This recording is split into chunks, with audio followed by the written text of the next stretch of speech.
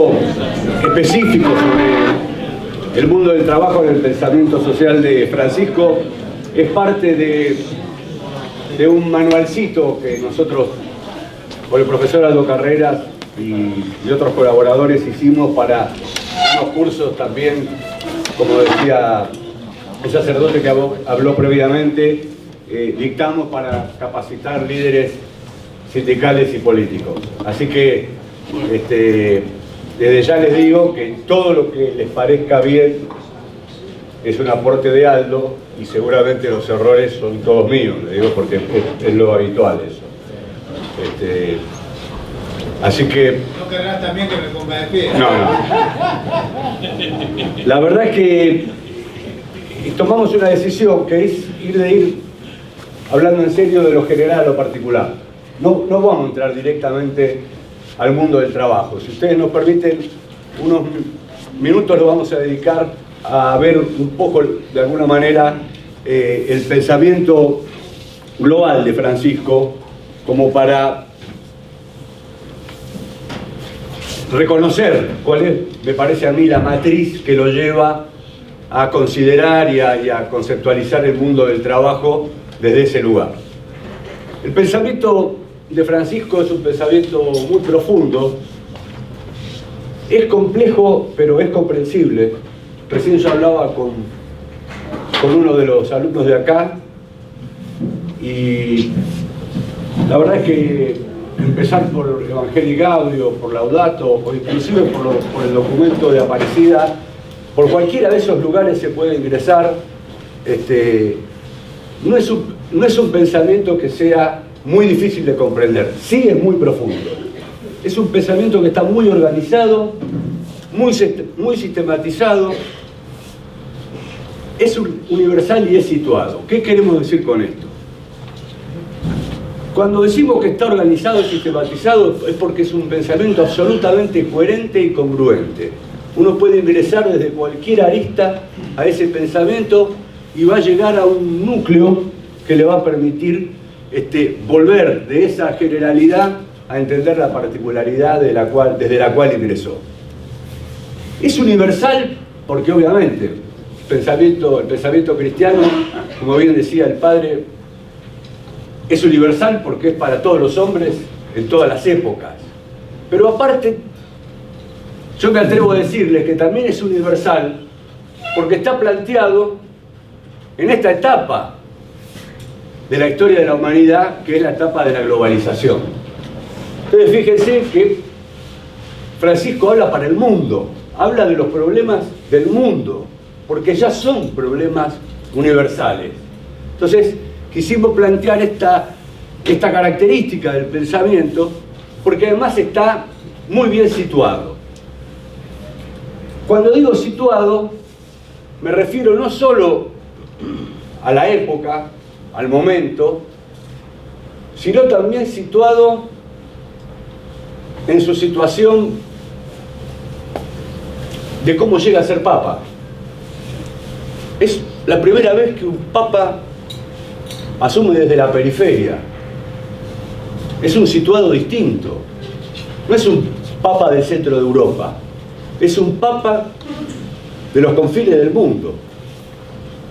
Es un papa que habla con una visión periférica del universo, que comprende la visión central del universo, de la Tierra, del mundo, pero que también es capaz de incorporar lo que yo creo que es su misión, que es incorporar la visión desde la periferia.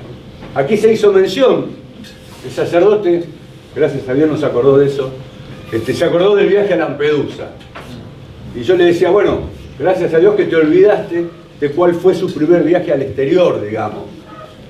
Su primer viaje al exterior fue a Río de Janeiro, fue a Aparecida. Por eso digo situado, porque Francisco fue a donde está el origen de su papado, que es la conferencia de Aparecida. A mi humilde forma de entender, citando a Guzmán Carriquiri, que es quien ha escrito estas cosas. Lo que Guzmán cuenta, en un escrito muy interesante que se los recomiendo, dice que cuando el Papa Benedicto después de participar de la conferencia de Aparecida, volvía en el avión hacia Roma, dijo: siempre pensé que la reserva católica del mundo estaba en Sudamérica. Y lo que acabo de ver con estos obispos, con estos sacerdotes, con este catolicismo en el sur de América, me ratifican mi idea de que el futuro del catolicismo seguramente venga de Sudamérica. Quizás todavía no había pensado en renunciar, pero ya tenía la idea desde algún lugar de la periferia, desde algún lugar de Sudamérica, lo iba a suceder una posibilidad de renovar y de replantearse el catolicismo como una religión absolutamente vigente. Lo primero que yo le agregaría a todo lo que se ha dicho es que el pensamiento de Francisco es un pensamiento que interpela. Voy a tratar de no leer filminas, pero estas 3 primeras me van a tener que perdonar. Me hubiese más gustado que tuvieran la posibilidad de proyectarles a Francisco hablando en Santa Cruz de la Sierra, en Bolivia, con los movimientos populares. Pero traje 3 frases que para mí son muy interpeladoras y que están dirigidas a la cabeza, pero que están dirigidas al alma. Y me parece a mí que lo que se planteó aquí es que esa interpelación destinada al alma, destinada al corazón y también a la cabeza, es una invitación al hacer. Francisco empieza diciendo: reconocemos que las cosas no andan bien en un mundo donde hay tantos campesinos sin tierras, tantas familias sin techo, tantos trabajadores sin derecho, tantas personas heridas en su dignidad. Insisto, dice, reconocemos que las cosas no andan bien cuando estallan tantas guerras sin sentido y la violencia fratricida se adueña hasta de nuestros barrios. Reconocemos que las cosas no andan bien cuando el suelo, el agua, el aire y todos los seres de la creación están bajo permanente amenaza. Entonces, si lo reconocemos, digámoslo sin miedo, necesitamos y queremos un cambio. Me pregunto si somos capaces de reconocer que esas realidades destructoras responden a un sistema que se ha hecho global. ¿Reconocemos que ese sistema ha impuesto la lógica de las ganancias a cualquier costo, sin pensar en la exclusión social o la destrucción de la naturaleza? Si esto es así, insisto, digámoslo sin miedo, este sistema ya no se aguanta. No lo aguantan los campesinos, no lo aguantan los trabajadores, no lo aguantan las comunidades, no lo aguantan los pueblos. Y tampoco lo aguanta la tierra, la hermana madre tierra, como decía Francisco.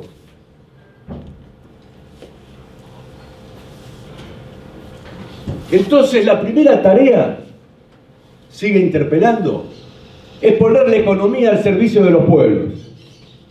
Los seres humanos y la naturaleza no deben estar al servicio del dinero.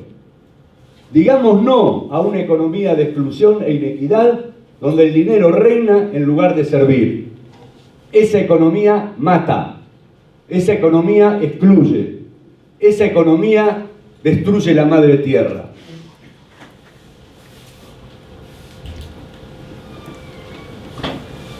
Decía que quería empezar con esa interpelación. Les recomiendo, es muy accesible a través de internet, véanlo.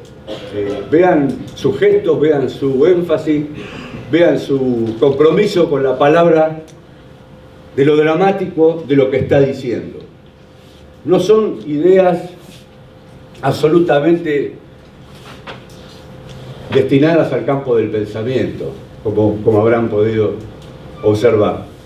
Son definiciones de una realidad que se la reconoce o no se la reconoce. Que si se tiene el corazón muy duro, cuesta mucho reconocerla. Y si encima se tiene la cabeza invadida por las ideas que ese mismo sistema genera, será difícil de comprender.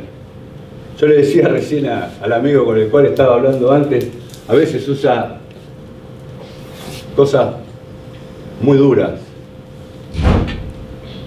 Francisco, cuando habla del eufemismo que tiene que ver con cómo nos acostumbramos a convivir con esta situación que él describe. Dice que le llama mucho la atención, dice, qué elegante que queda la frase cuando uno dice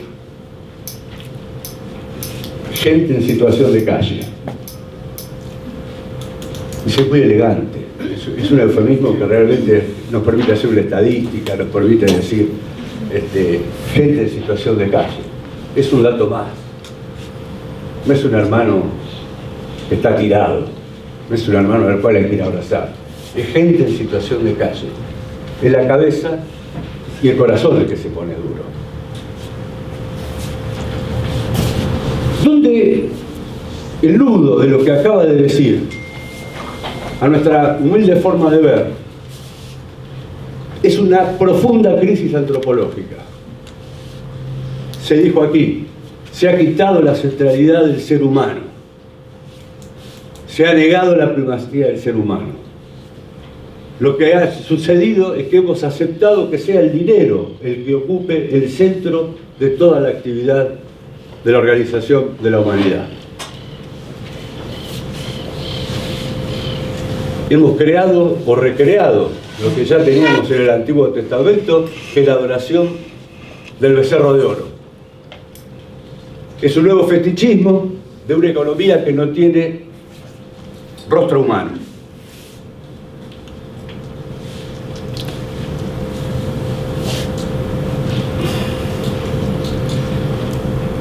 Dice él que hay un desgobierno de la economía mundial y que este desgobierno se guía por la ambición del lucro y del poder. Entonces el hombre llega a una conclusión, que es que el hombre se crea a sí mismo. Y esto es una negación absoluta de que el hombre es espíritu, voluntad, pero también naturaleza. Es bastante interesante encontrar y verificar cotidianamente esta situación de desviación antropológica. Y van a ver ustedes que en todos los puntos donde Francisco hable del trabajo, de la pobreza, del colonialismo, del capitalismo, del consumismo, de todos los temas que trata, siempre llega a un punto, que es a esta desviación antropológica. Por eso nosotros hemos pensado que es un nudo interesante cuando uno debe analizar una situación, cuando uno tiene que tomar una decisión o transmitir una idea. ¿Esto es para servir al hombre o hay un objetivo que está por encima de la humanidad, que está por encima del hombre, que es nada más y nada menos que el poder, la dominación y fundamentalmente el dinero?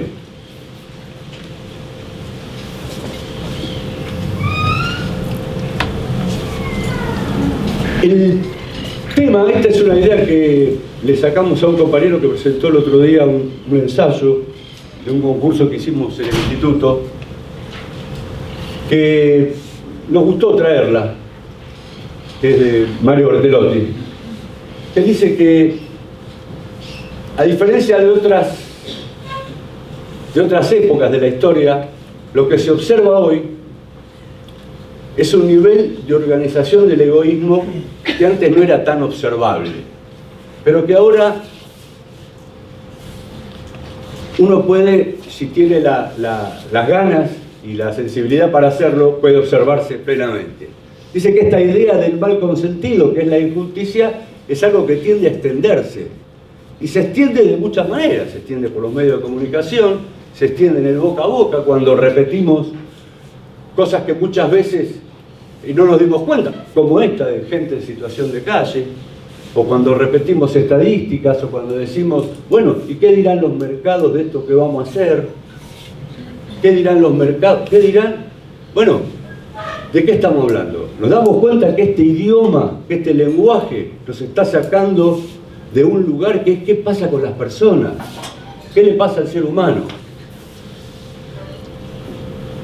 Siguiendo con la visión antropológica decimos que esto es finalmente un rechazo de la ética y un rechazo de Dios. Hablaba con Mercedes Sola, que es una gran amiga, hija de una importantísima escritora y ensayista argentina, que es Graciela Paturo, que ha sido galardonada el año pasado con el premio de la Academia Nacional de Letras a su trayectoria, que algo que se podría agregar a la exposición que hizo el padre es algo que muchas veces no tenemos presente. A fines del siglo XVII, cuando aparece el racionalismo, cuando aparece el positivismo, hasta ese momento había una materia que era ética, filosofía, economía y política. Todo formaba parte de lo mismo. Uno no podía pensar la economía sin la ética, no podía pensar la ética sin la filosofía, no podía pensar la filosofía, incluye las artes, sin las artes. ¿Qué es lo que vino sucediendo? ¿Dónde se va a producir? A lo largo de todos estos años, como bien señalaba el sacerdote, ustedes van viendo cómo la doctrina social de la Iglesia se va adaptando a una situación donde cada vez la concepción del ser humano es más parcial. No coincide lo que estudia la filosofía con lo que hoy estudia la ética. La ética que la estudian los curas, las religiones, la filosofía se estudia en la universidad, la economía se estudia en otra facultad de la universidad, y la política también. Ahora se estudia ciencia política y es una cosa que está alejada de todas estas circunstancias. Bueno, este camino nos lleva a esta situación de una mayor injerencia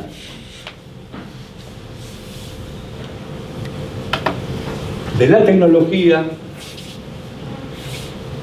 del capital,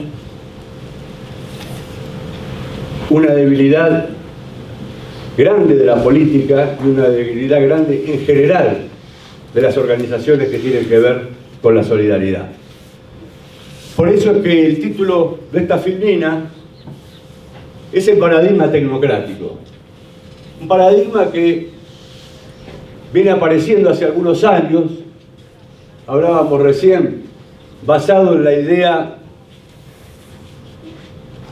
de que el progreso es infinito, de que las posibilidades de destrozar, de destruir, de extraer, de expoliar nuestra naturaleza igual va a ser resuelta con alguna solución científica y tecnológica que en algún momento aparecerá. Y si no, iremos a buscar agua a la luna, alguna forma vamos a encontrar. Rompamos todo, que el progreso es infinito.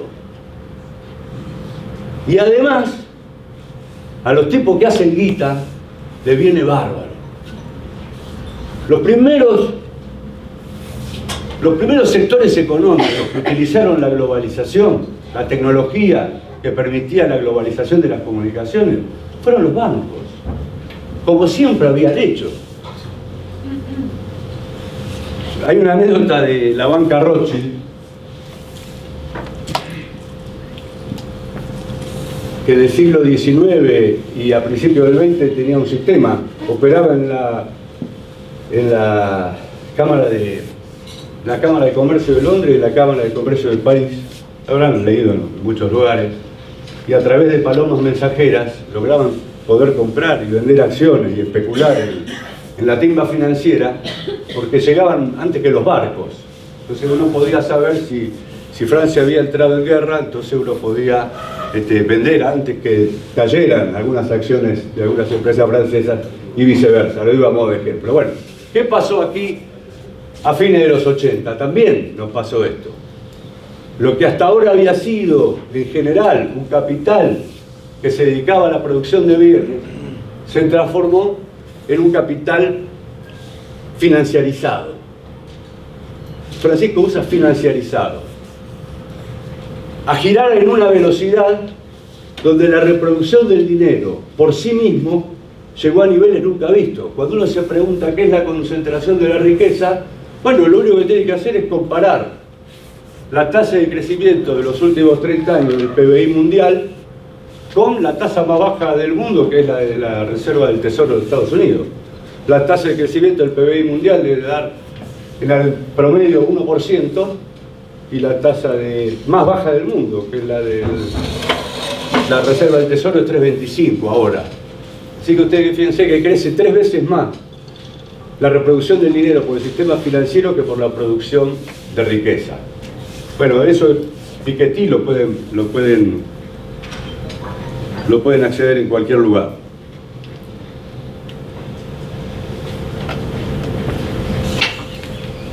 El paradigma tecnoeconómico es cuando la economía también se termina subordinando a la tecnología, pero también hay como una asociación. En esta filmina ustedes, Jorge Bergoglio, según me contaba Aldo, fue un asiduo lector de Romano Guardini. Hizo el doctorado. Hizo el doctorado con Romano Guardini, me recuerda. Donde lo que hay es una descripción acerca de lo que es el consumismo, que termina en una obsesión y que lo define como un reflejo subjetivo del paradigma tecnoeconómico. Me acuerdo que una vez que hicimos una charla hace unos años, en el 2016, un expresidente de Uruguay, Pepe Mujica, decía: este paradigma del consumismo compulsivo llega a tal extremo que yo conozco gente que los sábados y domingos va a pasear a los shopping. Se reía, dice: ¿cómo puede ser? Que va a pasear al shopping. No va a pasear a las sierras, al mar, o a las plazas, o al museo. No, va a pasear al shopping. Bueno, esto es como esta asociación entre el paradigma tecnocrático y el desarrollo del dios dinero y la colocación del lucro en el centro de la actividad humana influye sobre nuestra sociedad. Todo ello también utilizando una metodología de globalización de las comunicaciones que además penetra perfectamente y permanentemente sobre las cabezas de nuestro pueblo. Por eso dice que el ser humano acepta los objetos y las formas de vida tal como le son impuestos por la planificación y los productos fabricados en series. Y después de todo, actúa así con el sentimiento de que esto es lo racional y lo acertado. Yo diría lo natural, lo cotidiano. Esto es lo normal.